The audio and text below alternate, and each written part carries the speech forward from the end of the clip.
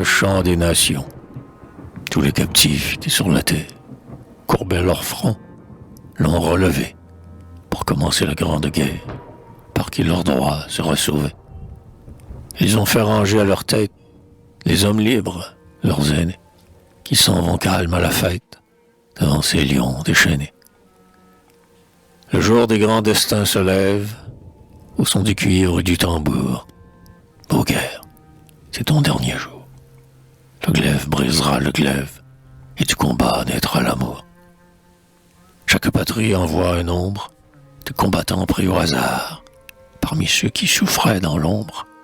Ah, ils se sont levés trop tard, mais leur colère amoncelée fera d'un coup rompre leur fer, et l'on verra dans la mêlée quels maux leurs grands cœurs ont souffert. Les couleurs de 1000 bannières flottant au front des légions rappellent aux yeux les frontières qui séparaient les nations.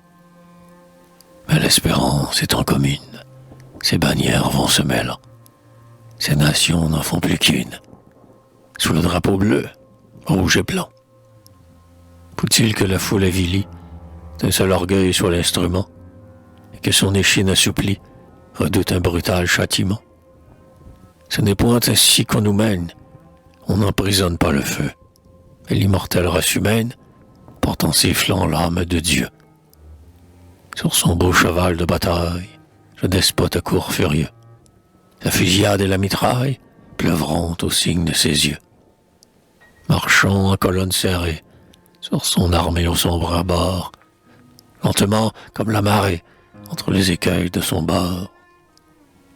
Il voudrait encore nous voir vivre, enchaînés comme des démons.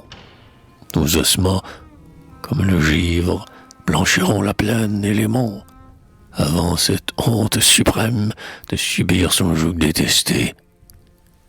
Dieu seul est grand, il veut qu'on l'aime, et qu'on le serve en liberté.